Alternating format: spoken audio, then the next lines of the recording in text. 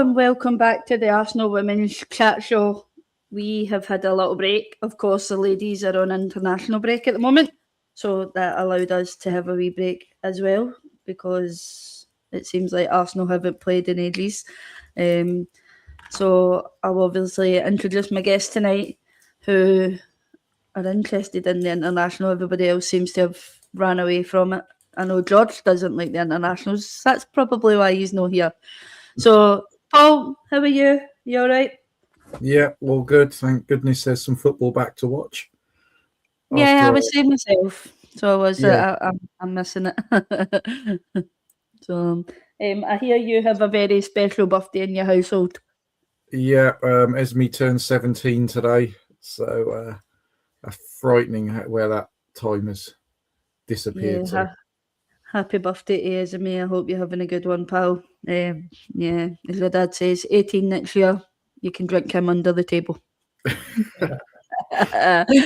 Kev, you all right? Yeah, still alive. Watching plenty of international football. I hear you still have the man flu. Yeah. Still struggling to get through a day's work, but you're still blaming that on Stamford Bridge, aren't you? I am indeed. Blame everything on Chelsea. Yeah, why not? They seem to get away with murder these days, don't they? Well, and Amelia? Really. No, really. You don't think they get away with murder? Nah. Keep getting players sent off. I don't know what's going on. Yeah. And Amelia, how are you? Yeah, I'm not bad. How are you? I'm good, thank you very much. Thank you for asking.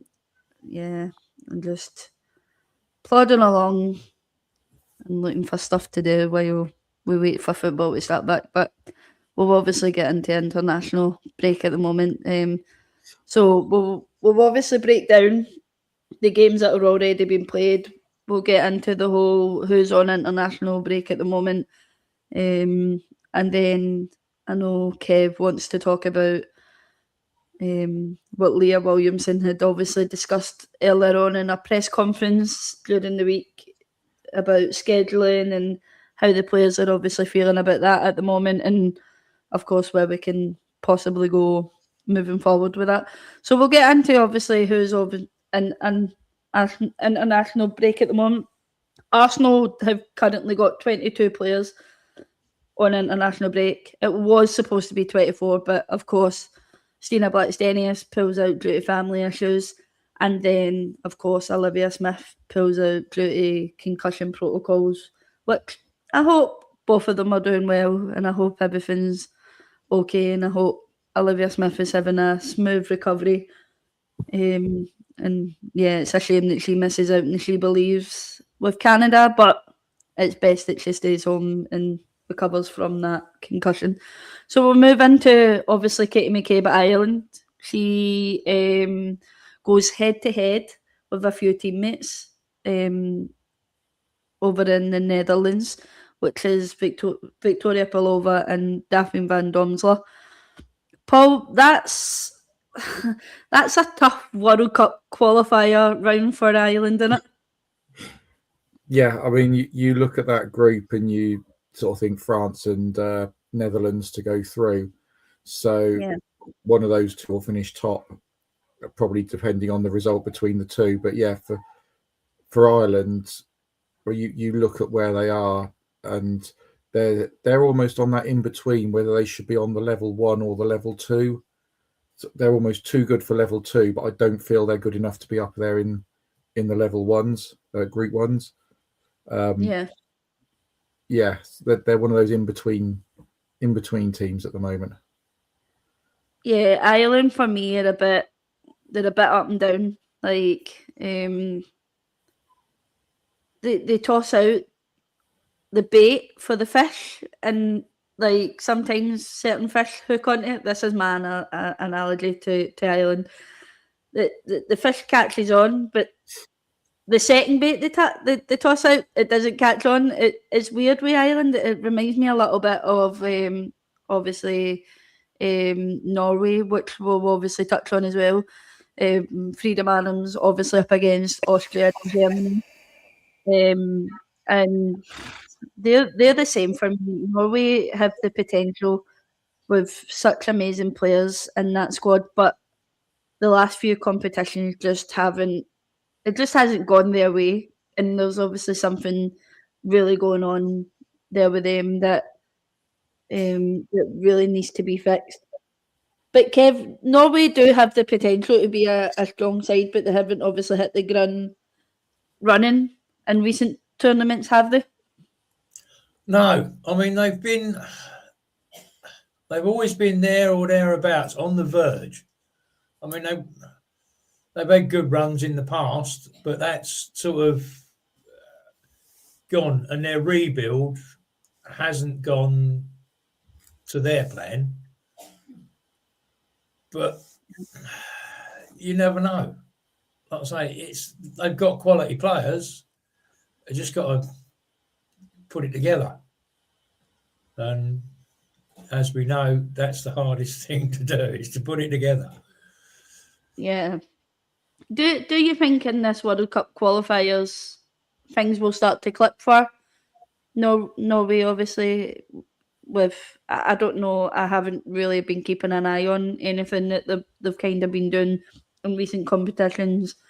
After obviously like the Euros, where we know they had a really bad run in the first Euros, where England beat them by a far margin, but then obviously it came to the World Cup and it was still a really bad run from them. I haven't really kept an eye on them, and then again we come back into the Euros and we're still in a bad form as well. Do you think this window or this World Cup qualifiers will finally click for them? I don't think so. Not yet. I think they've got to... Something's missing. And what that is, whether they can sort it, I don't think they can sort it at the moment. I think they've still got a way to go on the rebuilding. They've got to find these players and fine-tune them. They're one team in there, Amelia, that the FA don't really seem to be backing at the moment, aren't they? Yeah. I think it's interesting because you've got a lot of quality players individually and you have individual talent, but then sometimes when they go away on international duty, it doesn't click, and you've got kind of squads where you get a lot of chemistry in terms of like England, where a lot of the players play together or play in the same division and play a lot of the time in the same team, so they're used to each other anyway. But then you have other teams where they go away and a lot of the players don't play in the same side and they don't play in the same league as each other. And I feel like there's such a cool difference there when they come together, and you can see it on the pitch. It doesn't quite translate chemistry wise, and it takes them a lot of time to kind of bed in with each other. And finally, when they do hit a flow, the international breaks over again. So it kind of does. They never get into a flow. They're always kind of getting this disrupted schedule. So I think it's hard for a lot of the international teams that don't have kind of the big backing, like Spain, like England, like France and Germany, that they kind of have them quality players, but they also have the backing of playing with each other constantly and being able to build them kind of relationships. For a lot of the other teams, it's a lot more difficult. So yeah, I think in that sense, kind of feel for them. I know the last time, obviously, Norway were playing, we noticed that things with Guro Reiten wasn't right. She was playing out of position, and she wasn't happy being in that position. But as I always say, if you're pulling on your international team's top and you're going out in that pitch, you always seem to always want to play for the badge, and that, for me, that seems what Norway isn't doing at the moment. And it's shown. It's really shown through the players' expressions and how they're showing anger through things that they do and things that they don't want to do and things like that. So for me, it's such a shame for Norway, because as we've touched on, there's such good players in that team. And somehow for me, I think that's something that impacts Frida Maanum. If he doesn't go away and have a good international, I don't think she comes back to Arsenal. As good as a player that we know Frida can be, and I've been highly critical of Frida Maanum since the end of last season and then obviously going into this season. Would you agree with that, Amelia? Yeah, I feel like if you go on international duty and you're firing and you're amongst a confident group of players, that then breeds confidence onto you. Like if you're getting results while you're out there with your country, you're going to come back really positive and raring to go at club level. And obviously it goes the opposite way. If you're not getting the results, or even if the morale's just low, you're going to naturally feel that impact. And when you come back, you're going to feel quite down on it and quite sluggish. So I feel like it's something for Norway to establish, like with all their players that play kind of across the WSL. You've got like Lisa Norsland as well, plays there, Ingrid Engen. Like these players they're quality players who really should be able to come together and have the leadership to say, actually, like, you know, we need to sort this out. As much as it's a managerial, it's on us as well to go out there and kind of turn it around and make sure that we're getting the results. So you'd feel like they've got the professionalism within the dressing room to make it happen and make sure that they can come back firing. But it's going to be an interesting break for them. I think the Austria game is winnable for them, but looking ahead from that, I'm not so sure. Yeah, obviously Germany's quite a tough team. Again, Germany for me over the last few since they lost in the final to England, I don't think Germany have quite hit where they want to be after that. I think that was a knock to their confidence. But we don't need to worry about Germany. There's nobody in that team that we should really worry about. But obviously we're wanting some of our players to maybe go away and have a good international break to then come back to Arsenal and fire in all cylinders, especially this end of the season. Like we need it to be a good end to the season, and we also need those players to be obviously confident coming back. Paul, is there any comments? And then we'll move on to obviously Smela Holmberg at Sweden. Yeah, a few people saying hello. Chris, Mark, James, and George. Hello, Bob. And Darren's just asked, other than the Aussies and Philippines, has anyone else played? Because he's out of sync with the Asian Cup. And I actually don't know the answer to that either. Emily Fox played last night in the USA, but she didn't come on till the 68th minute, which again we'll obviously discuss. Emily Fox, she's on the list. All the players are on my list, and we can talk about that. Smela Holmberg with Sweden. Paul, she's obviously playing Italy and Serbia. Italy impressed at the last Euros, didn't they? And do you think they could carry that momentum onto the World Cup? Yeah, again, Sweden, they've been sort of quite a successful team in the past at getting through in tournaments, getting quite far. Obviously, the semi-finals in the Euros, where we thrashed them, but yeah, they're a team that they should go most of the way. But the problem is when these players, like we've touched on a minute ago, the players want to play in the best leagues in the world, and the Swedish league is not the best league in the world. You know, it's not the WSL, it's not the Spanish league, you know, the French league. That's where the players want to be. So again, when you say about the England players, a lot of them play for the Arsenal, the Man City, Man Uniteds, Chelsea. They're all playing together. A team like Sweden is drawing them in from. A lot of them are in Sweden, but then there's a lot like Holmberg. Okay, we know Stina's not there anymore, and even Rosa that's with Brighton. So when you're drawing players from that far afield, it's going to be a problem to get them to gel together. And again, I do feel that once you get outside of those top 4 or 5 leagues in Europe, then you're starting to struggle to do that.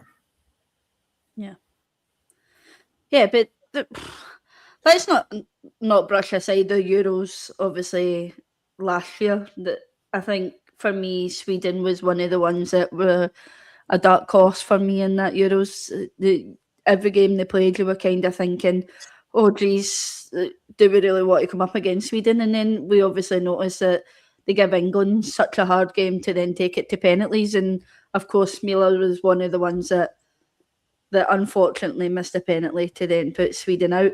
But on the other hand, I think most people were looking at Smilla Holmberg and saying, "Oh, she's so young, but she's such a good player."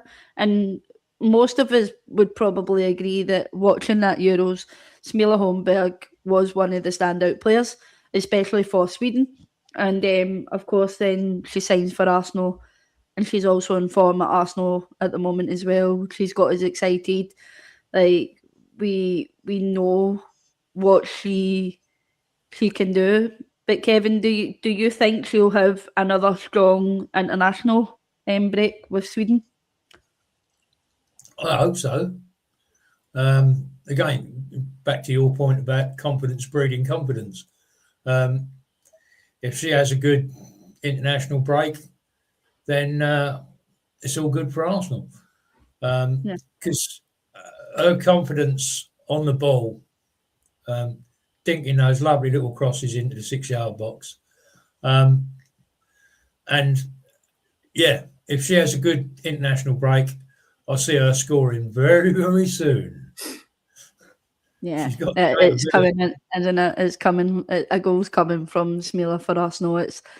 It just seems to be every time it's closer and closer and closer, and we have been saying there's definitely a goal in it coming soon from her.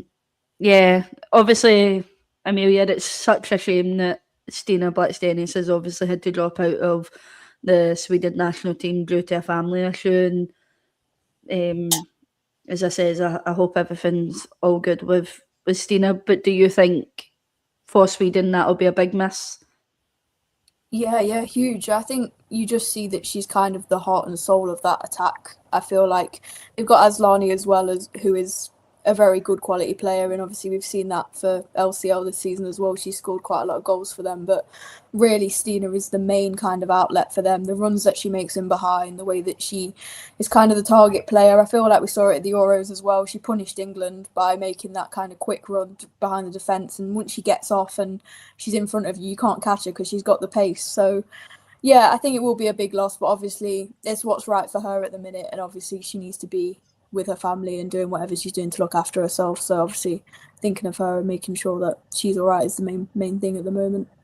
Yeah, she's had a bit of a tough time at the moment, and especially with just coming back from injury, and then of course family issues can come up at home, and maybe it was at the right time for her to get that Sweden call up, because she probably maybe would have already been in Sweden for her to then be there for her family. And as I say, I hope everything's all right, and it's never nice to hear that something's going on that you have to drop out of your international break for that.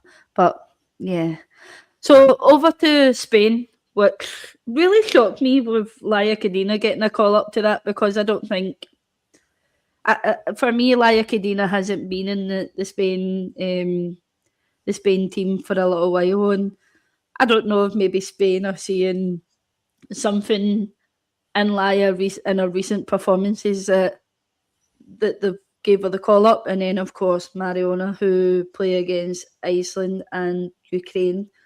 I don't know if those two will travel to Turkey for that as well. Anybody know if they'll be travelling to Turkey to play Ukraine? I think it's being played in Spain. I think right. Spain are at home for that one. Yeah. Obviously, Paul, Spain are always top contenders in every major tournament, and it's bloody annoying. And of course, Mariona is always such an important part of their setup. Do you think Mariona in this World Cup qualifiers will be a key role for Spain? Well, she's a key role whenever she walks out on the pitch. But yeah, I mean, obviously we've got to face them in the next international break as well. But yeah, when she pulls on that Spain shirt, she's just electric, and she's the best she can be for them. And yeah, with the Cadena call up as well, she is a world champion, so at club and country level. So she's another one that hopefully go away on this international break, have a couple of good games for Spain, and then come back just when we need her as well, to be in top form. Obviously, with Steph still being away in the Asian Cup. Yeah. Kev, what's your thoughts on Laya's call up for Spain? It's obviously on. Who else have they got? Have they got a glut of central defenders? Probably not. And as we know, the Spanish defence isn't the best. It's just that their midfield's the best. And you've got to get the ball off them to get at their defence. But she's not had a lot of football this season. But she's pretty reliable. And yeah, she's part of the setup. So they're always going to bring her in, and I suppose they'll see what she does in training, and they'll go from there. Obviously, Spain, for me, that looking at that, Spain have such an easy round this time round. I know the next round have obviously got England, and I don't know who else they have. Does anybody know who else England they would have in the next round as well? So obviously they've got Iceland. We're back to back with them, so we're at home and away in the next window. Right. England, as you can tell, I'm Scottish.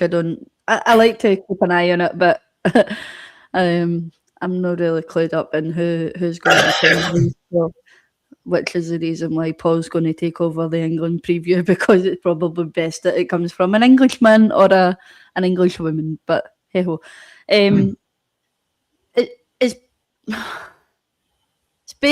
for me, it's going to be such a tough group in terms of England and Spain in it, Amelia. Like that is such a good battle to have, and as Kev touched on as well with Spain's midfield, let's not brush past obviously Spain's striking force either.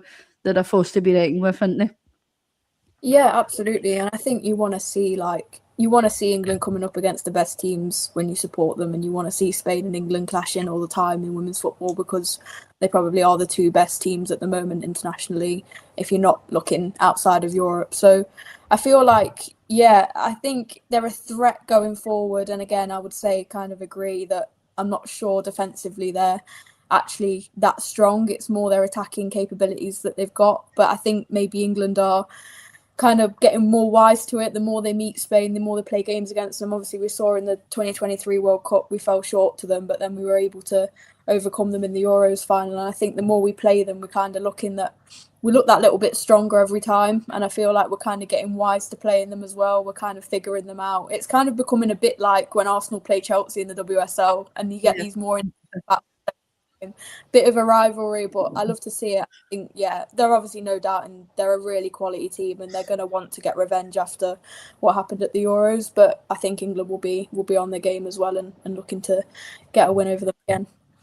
Yeah, let's not brush it past the fact as well that obviously they still won't have Bon Mati either back in their team at the moment. Obviously, we don't know when she will be back, and fingers crossed, I think, for most England fans that she's not going to be back in that next international break either, because we all know exactly what Bon Mati can bring for Spain. But of course, as well, they've got Patry out as well. She's still not. I don't think she's fully fit either. But of course, then they've brought back Mappy Leon back in the defence as well, which, although very many people may not like her as a person, and of course what she's done in recent times, but I still think Mappy Leon is she's still a solid defender for me. And if Arsenal ever went in for her, I don't think I would be one to say no to her. I know very many people would, but I still think she's still a solid defender, and that's what kind of confused me with Leah Cadena obviously getting the call up. But hey ho, she's been getting the minutes recently, and And if, of course, their manager thinks she deserves a call-up, then why not? Maybe that's another run for Leah that she can maybe get that could maybe boost her confidence a little bit more, and then she comes back to Arsenal a better player as well. So touching on Emily Fox, who is obviously the USA national women's team, she's also playing in a competition which is She Believes. And of course, they go and beat Argentina last night 2-0 with goals from Lindsay Heath and Jaden Shaw, not Bunny Shaw. Many people probably would have maybe got that confused. Now, Emily Fox didn't start that game, and then came on in the 62nd minute, I think she came on. Paul, do you think that was Emma Hayes maybe just looking at Emily Fox and saying, you know what, you played a lot of minutes at Arsenal recently, and then of course the travelling? Yeah, I mean, we know Emily Fox up until very recently has started almost every game for us, and yeah, I say the travelling's there. So I'm hoping that's Emma Hayes looking at things like that. I was half expecting her to start because obviously with Emma with her Chelsea links is, well, let's just tire her out even more before the Champions League games come back. But yeah, it was good to see her not starting because I don't think she's the sort of player that some of the players go on international breaks and you need them to have a really good international break, come back strong, whereas Emily Fox is a strong player anyway, and even if she doesn't start these sort of few games but just gets a few minutes here and there, she'll still come back sharp as anything for us. Yeah. Amelia, do you think that's a competition that like the USA can win? Yeah, again? absolutely. Again. Yeah, absolutely. I feel like they're probably the favourites, and I feel like they still have maybe not as strong a team as they had a few years ago, like 5 or 6 years ago, and in the last decade, but it's very much still a strong squad, and a lot of it does play across the NWSL as well. So again, that thing of having the familiarity and knowing each other well and having the chemistry is going to be there. I think it was interesting with Emily Fox because I feel like last night she was more like the third choice, and she ended up having to come on because the fullback that played originally got subbed off, and then the fullback that came on for her got injured, and then Emily Fox came on and made her appearance. So I wonder if she was kind of the backup and maybe wasn't in Emma Hayes' plans at all. But I think that would probably be nothing other than just the fact that, she's had to do the travelling, played a lot of games recently, and there's probably a protection around her as well. I think on bigger occasions, in bigger games where the USA are going to need her, I think you'll see her starting more regularly. Yeah, I was going to say Emily Fox seemed to be obviously Emma Hayes' first choice on that team sheet as well, didn't she? Because of the type of player obviously Emily Fox is. But as you said, it seemed last night that she was third choice, and I don't think that that was a bad decision to make, especially in terms of looking at it as an Arsenal fan. That for me. That's good. She can have as limited minutes as she wants. We just don't want her coming back injured, or especially with the games that we have coming up. Now, I'm going to pass you over to Amelia, who's obviously going to talk about the Australia game, because none of us, I'm assuming, guys, watched it. So I did, yeah. I had it on.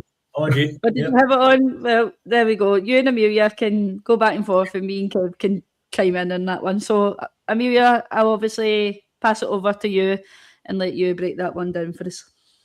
Yeah, it was an interesting game. I feel like Australia probably should have come out winning by a significantly higher number of goals than what they did. It was very much attack versus defence, particularly in the second half. And I think it was interesting to see where Steph Catley played. Obviously, when she goes on international duty, she moves back across to that natural left-back position where she originally started for Arsenal and then obviously got moved into centre-back. And it's good to see her and Caitlin Ford on that left-hand side. I think you can tell when you watch them that they're two players that have played together for a number of years, but also played together consistently at club level as well. The link-up is really impressive between the two of them. And I think at times Steph Catley was one of the highest players up the pitch. She was trying to get in, create chances. She even nearly scored a couple of times. And I think it's so interesting to see her play that role at Australia, because when I look back at Arsenal, I think there's really no reason why she can't play that role at club level either. I don't know about you two, but I feel like there's always an option. There's been this talk about the centre-back position at Arsenal and who the two players would be to fit in there when you've got Katie Reid fit, when you've got Leah Williamson fit, when you've got Leah Williamson, and when you've got Steph Catley as well. But for me, there's no reason to say that you can't play the likes of Leah and Lotta and then play Steph on that left-hand side again, because I think she does it so well, and I think she's got such a... Her age in it is like fine wine. You don't see her play football any different the older she gets. I feel so solid and consistent and with her performances that actually she could keep going for years and years and years. We say 10 more years Kim Little, but there's an argument for 10 more years Steph Catley as well. So yeah, I think going forward with McCabe, maybe coming out of that left back position, it's definitely a headache for Renee to maybe slot Steph into that, but it'll be interesting to see what happens. Yeah, for me, I think if Katie McCabe does go at the end of the season, then that's possibly something. If Steph also stays at Arsenal as well, I think that's possibly something Renee is maybe looking at bringing back again, is Steph moving back over to that left back. And I was going to obviously touch on a bit when you said that the link up between Caitlin Ford and Steph again. Like, do you think that's something maybe Caitlin has missed? I know obviously off the pitch she has a great relationship with Katie McCabe, but on the pitch we all know the relationship, it just isn't there. It doesn't quite link up the way we used to see it between Steph and Caitlin. Do you think Caitlin misses that? I think so. I feel like they've maybe touched on it a bit in the media after the game that was played against the Philippines. I think both of them had their say on how much they enjoy playing together, and that on the pitch chemistry is completely different to off the pitch, as you say. Like, I think they've been so used to playing such a similar brand of football under similar managers, obviously at club and at international level. And you're kind of, when you're doing that, you're intaking the same information consistently. So they're getting the word at club level to play a certain way, and then they go off internationally and they have to fit that system as well. And I think they just bounce off each other brilliantly. I think it's just the same footballing wavelength and that same kind of technical ability that they both got. And I think they just bounce off each other really well. And I think you can see that on the pitch. I think Caitlin Ford got player of the match in that game against the Philippines. And largely that was due to the fact that she assisted the goal for Sam Kerr. But so she did have a brilliant performance. She should have probably got a goal herself. She could have got a couple more assists as well. But also it was a lot to do with Steph Catley opening the space up for her, making the runs down the left-hand side that allowed her to be creative. So yeah, I think they work really well together, and I would love to see it more at Arsenal. I think we see it a little bit with centre-back, but we definitely see it more when she's in that left-back role. Yeah. Kev, obviously, as Amelia just touched on there, that Caitlin Ford should have had some goals and obviously a lot more assists. Do you think that's a confidence thing with Caitlin Ford at the moment, that it's just not clicking for her, that even at international break that she can't even get those goals or assists there either? Yeah, I'd say 99% of it comes down to confidence. We know she's got the ability. I mean, you go back to last season and she was scaring the bejesus out of defences all season long. So yeah, confidence, I'd say. And I would like to add, I'd have given player of the match to the Philippine goalkeeper. Had an absolute blinder. She's probably the first time she saw the Philippines probably would have been when she was selected, though, like most of the team, because I don't think any of them were born there. But that seems to be the thing these days. Right, Philippines just exports nurses, carers all around the world. So probably most of them have got American fathers anyway. Yeah. But that's neither here nor there. But yeah. She just needs to start banging a few in, and then we'll see the old Fordy back, which is, I think we'd all like to see it, unless you're George, of course. But yeah. Obviously, Kyra Cooney Cross, as many people who support the tellies would have been panicking that Kyra obviously didn't show up with the rest of the team, but it turns out that Kyra was obviously sick and didn't travel with Caitlin or Steph, and then of course showed up to obviously camp a little bit later than planned, and then was obviously on a single training plan when she arrived, and of course that meant that she didn't make the bench yesterday for Australia, which is a shame. I just think Kyra Cooney-Cross is having such a hard time at the moment. Of course, a mum, and then being ill, and of course she has to take some time out for herself, and I just hope Kyra gets her head down and really gets stuck in, especially in this international break. We know for a fact that if Kyra wasn't ill, she probably would have started yesterday for Australia, because personally I think Joe Montemuro rates her really highly, and yeah, I just want her to go away and obviously have a good tournament with Australia during this time, and again another one that I'm maybe come back to Arsenal and hit the ground running again. Paul, of course the Australian girls are away a lot more longer than obviously some of the other girls that are away for international duty, and that's purely down to being away for the Asian Cup. Do you think that's going to have such an impact on Arsenal the way we think it's going to? If you get what I mean? Like, obviously we have Steph away, we have Caitlin away, and we have Kyra away, but for me, the only player I feel that we would really miss at the moment out of those three would be Steph Catley. Yeah, as long as our other players come back fully fit, I think we'll be okay. It's having that depth, isn't it, to the squad, that you lose those three players. We saw it the other week when we played the Champions League game, when our front line wrote itself on the team sheet because we only had three players able to play there with suspensions and injuries. So if you've got no Caitlin up front, obviously Beth's out injured as well, that does somewhat limit us, and we are heading into a really important stage of the calendar. You know, we're going for at least second place in the WSL.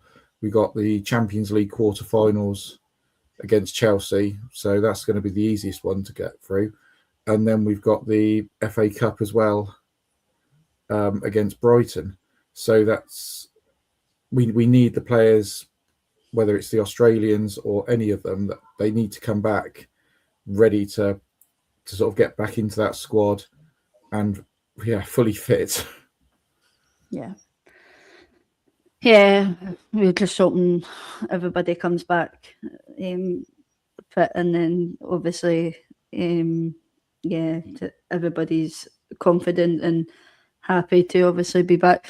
So Paul, I'll obviously stay on you, and I'll let you obviously talk about the England game tomorrow. Amelia, I know you said you have to pop off at a certain time. I'm going to jump off, but go well. Enjoy the rest of the show, guys. No worries. Thank you very much for Amelia for popping on for us. That was brilliant. Thank you. Right, Paul, over to you for the preview for tomorrow's England game against Ukraine and Turkey. Ukraine. Also, congratulations to the under-23s who beat France 1-0 today. Congratulations well. to them. And Jess Gale came off the bench, I think, for about the last 10-15 minutes as well. Did she get a goal? She didn't know. It was Lloyd Smith of Bristol City that got the winning goal. Both players from Bristol City that obviously are doing really well at the moment now. Yeah. But yeah, obviously Ukraine tomorrow being played in Turkey. So fingers crossed everything is safe out there for the players. And Leah's back in the squad. Obviously, with having had the last couple of squads, she was out injured. So we'll be looking, hopefully, that she gets a start and gets a couple of games. Being confident. I still feel it's a shame for Lotta that she gets called up to all these squads for the last God knows how many years, and she sits on the bench. and she very rarely gets any game time unless it's in like the Arnold Clark Cup or it's a friendly for whatever reason. I don't know what she's got to do. I have a question on that, Paul. Do you think if she would have went Netherlands way? No, but no, because obviously a lot of Wibbermoy could have played for the Netherlands and then of course England. But do you think if she would have went to the Netherlands, she would have got a start for them? Quite probably, I think, yes. But I'll say she's a top quality player, and she's proved herself at club level, and she's been there for England whenever she has been needed and called up. But when you look at sort of almost like seniority in the England squad, when Leah was out and then obviously Millie Bright retired, you think, well, Lotta's the next one. She's been there all that time, and she's sort of being overlooked by the younger players, even younger players than Lotta, because we know she's not one of the oldest in the squad. So I do just feel it's a real shame for her, and I do hope she gets some time soon, because I know she's a double Euro winner, but it's so hard in that back line for England, isn't it? Because I think for me, England has one of the best defences. Like, there's no denying that. I think looking at if you look at any other team, England has one of the best defences, i.e. Alex Greenwood, Leah Williamson, Maya Letizia. No one can deny that Maya Letizia for Man United has been solid for the last 2 seasons. And then, of course, you look at the likes of Lucy Bronze and stuff like that. I do genuinely think England do have one of the best, and it's such a hard. That for me, that's one of the hardest positions to maybe break into, and it's just been unfortunate for a lot of. I think obviously the season that she won Player of the Season for us, that maybe should have been a breakthrough season for England. And then again, she comes in this season and steps in for Leah Williamson once again, and she's had yet again another good season. And as you says, Paul, it's sad because she always gets overlooked, and Lotta to me just seems like she's just happy to be there, which I don't think anybody should just be happy just to be there if they're not getting the game. And I personally think these 2 games that England have, this should be a chance where a lot of Wibbermoy should maybe get a start. Definitely. I mean, you want to be playing your top players all the time, but your squad is built up of sort of 25, 26 players, and every single one that's there, is good enough to play, or should be good enough to play for England. So, give her the chance. Even if, we've even got Freya Godfrey in the squad this time. So, hopefully she'll get a few minutes here and there. I can't see her starting in the first couple of games.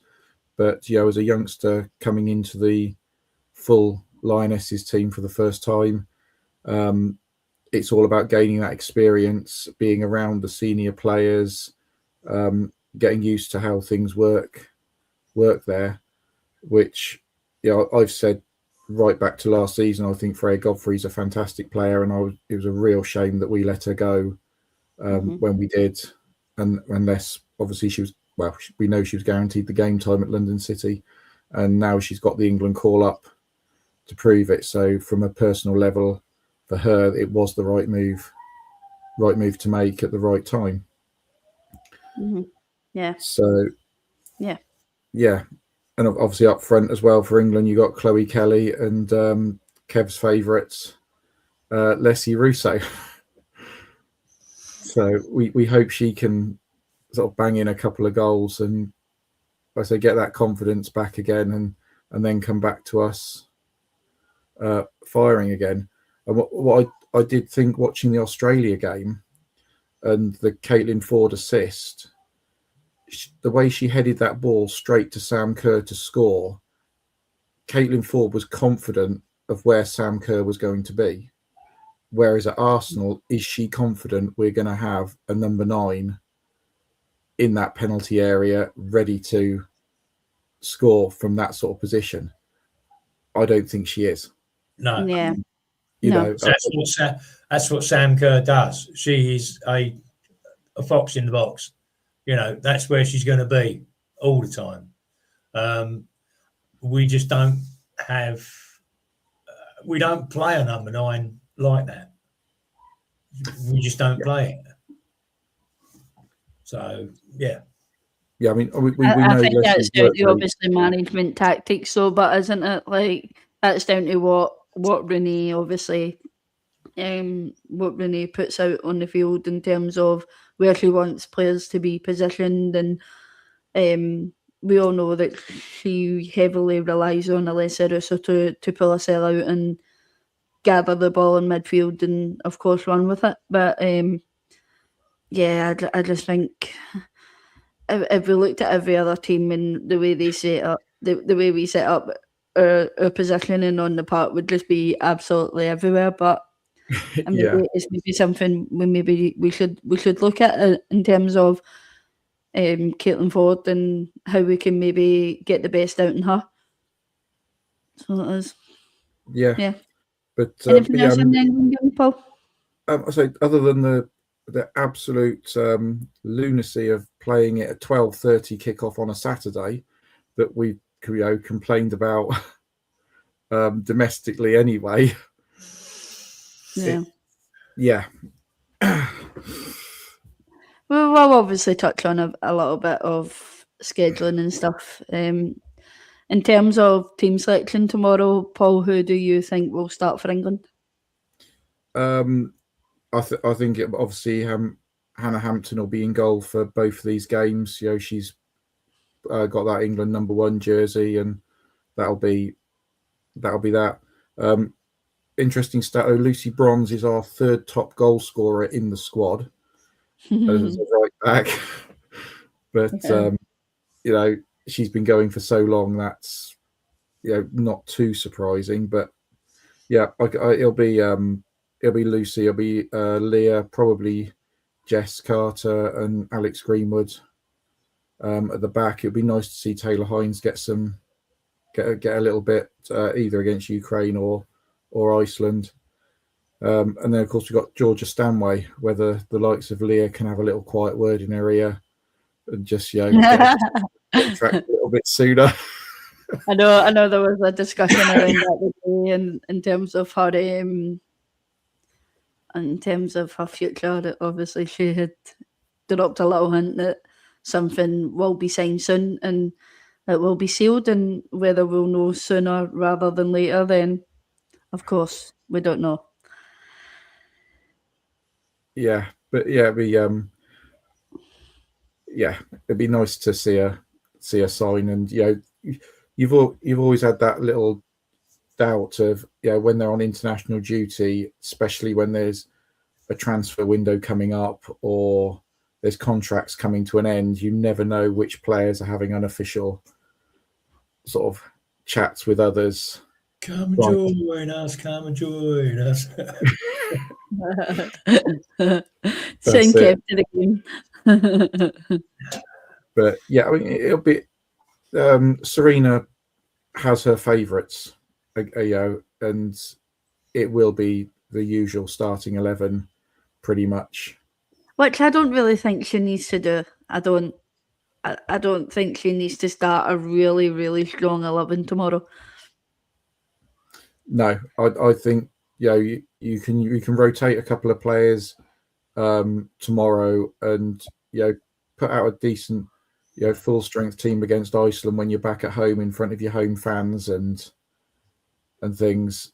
But you need to have 8 or 9 of your top players, bring in a couple of others that are like your fringe players, because you've got Spain coming up in a few weeks' time, and if one of your key players, heaven forbid, someone like Leslie Russo picks up a knock, who are you going to play in that position? You need options, and you need them playing there.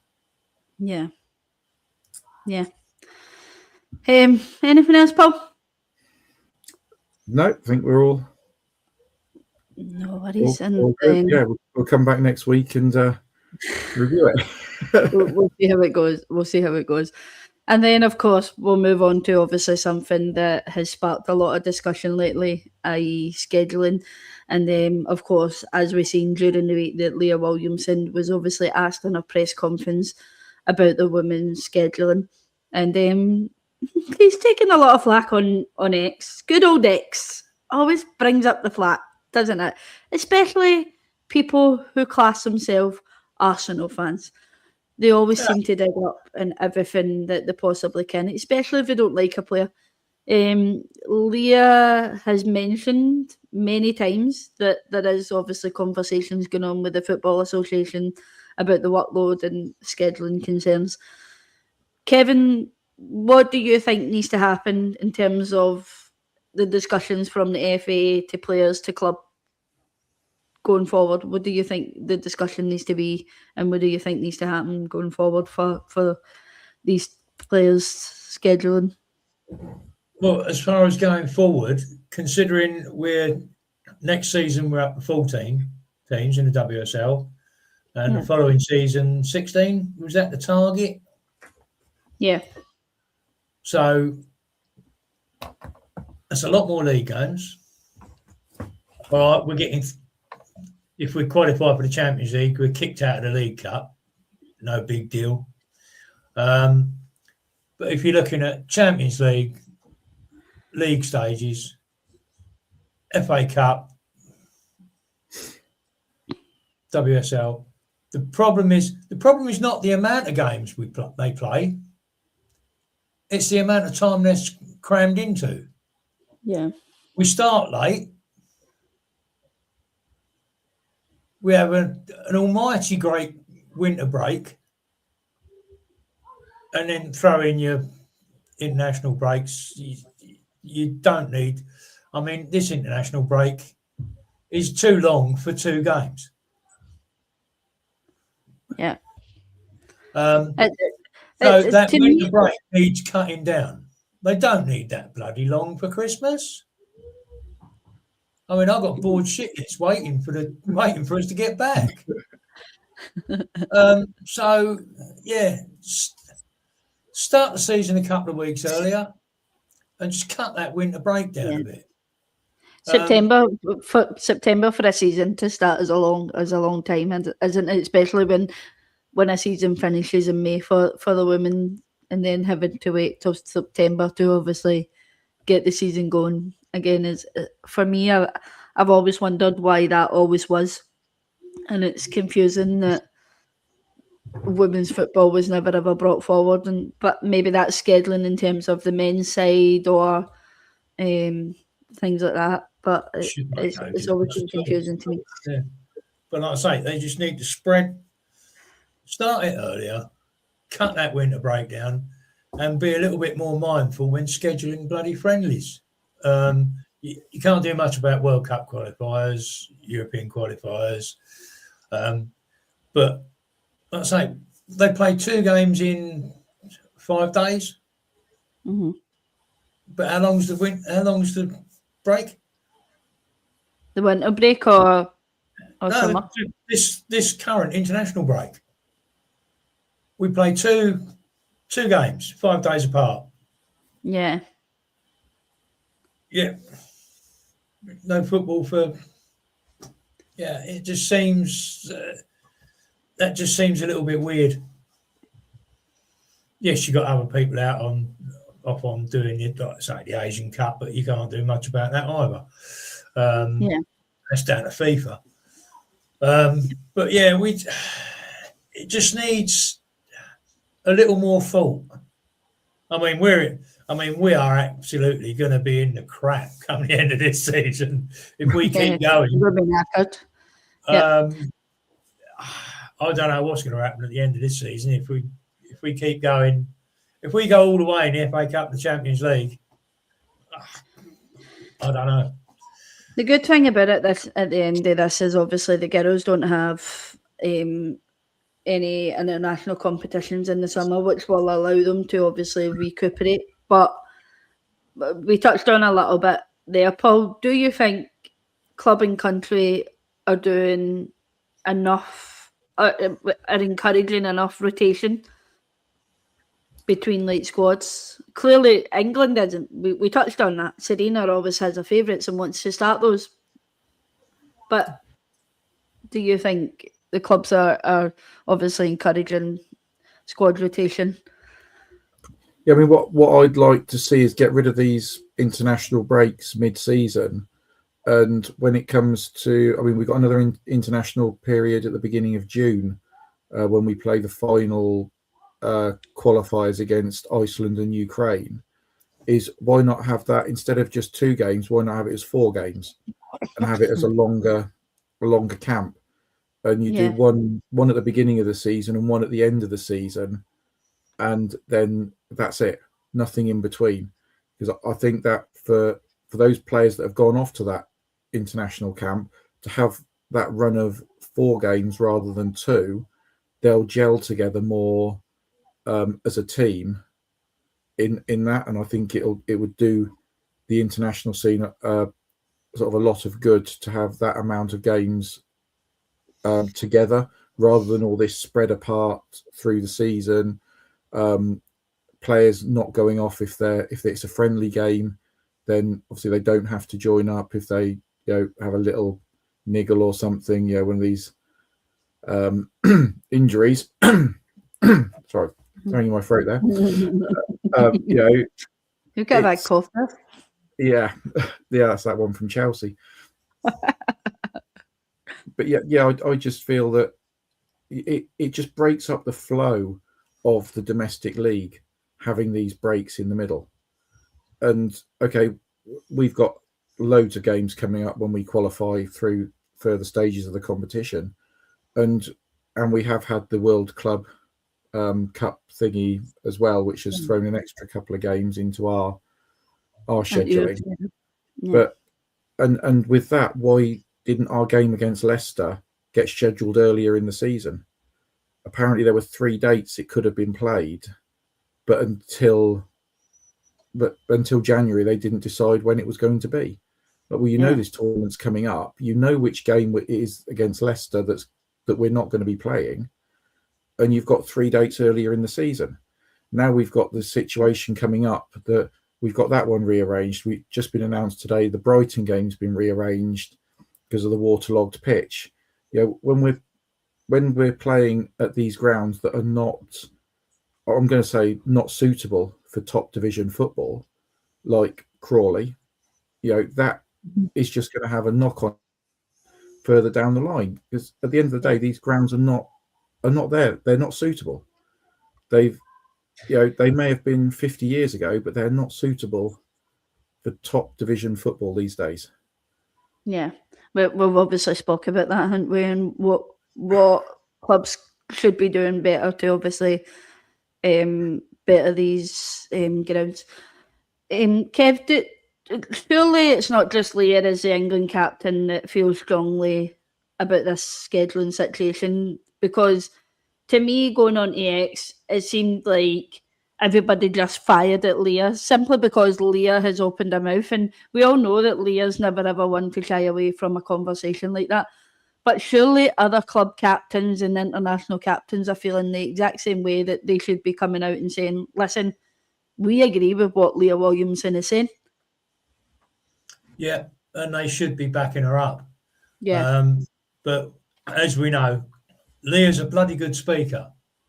Yeah. And she's not frightened to speak. And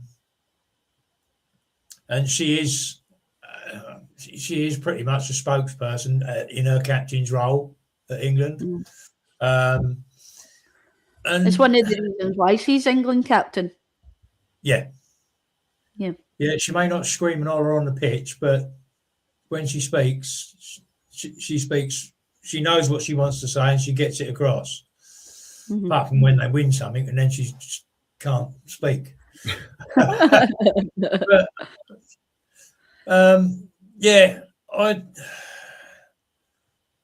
there are players that have sort of mentioned it. I mean, I've seen Katie McKay mention it, and that's probably as a role at Ireland. But Yeah, the amount of absolute complete knobheads there are on social media. If you can't stand the heat, get back in the kitchen. And such, but they actually go against their own argument. A lot of these people, because on one hand they're saying no, women ain't strong enough, fit enough to play football. And then on the other hand, they're saying, you're professional footballers, get on with it. Make your mind up, fellas. You can't have it both ways. But, yeah, it just needs spreading out a little bit. It just gets too bloody condensed. And that's when as Catherine just touched on there, it's most likely if we obviously get past Chelsea, 2 more games are going to need to be rearranged due to that as well, and that's going to put Arsenal further back. Kev, would you like to add any more into that discussion about obviously scheduling and? No, I think I'll leave that one there. I'll park that. We're already a minute over on the show, but I'm sure George will be happy with that one. He's getting an hour out the show. I think that's the reason he was avoiding it, because he was like, I don't know if I'm going to get an hour out the show. I'd just like to touch on my local team, Abingdon. They've now got, they managed to rearrange one of their games for yesterday. They've still got another 3 postponements to get in before the end of the season. All 4 of them, they've all been due to waterlogged pitches, 2 at home and 2 away. But they've got the added complication of they all work. They're not professional footballers. Yeah. So they've got, one of their games, they've got a trip all the way down to Plymouth for one of them. That's not the sort of game you can do after work on a Wednesday night. Yeah. Okay, they haven't got Champions League and FA Cup games to contend with. It's just the league, but their league finishes the 26th of April, so it's a lot earlier than the WSL. Yeah, that's crazy. And you know what? It just seems like it's not just, obviously, Scotland's the same at the moment. It's like Celtic, Rangers, stuff like that are obviously, they're also complaining about their schedules. So for me, it just seems like scheduling across the whole of women's football is just a mess. And simply just the FA's just not showing the women's football, the women's game, enough respect. And of course we know that the English FA have put a lot of work into obviously get England where they need to be to these days, but for me there's still a lot of work for every FA across the board to do a lot more work for the women's game, and sadly they're not doing it quick enough for me. And that's like a sad state of affair for me, because how much the women's game has grown, that's something that should be picked up pretty quick. So it is. So obviously that is us for this evening. Paul, before we go, you want to sort out any questions or anything before we go, so people don't feel like we've ignored them? Let's just go through.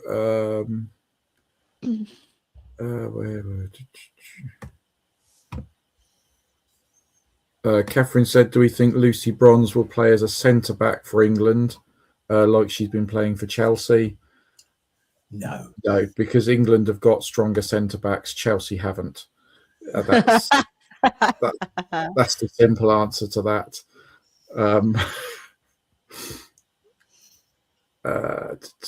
That's pretty much all the questions in there. All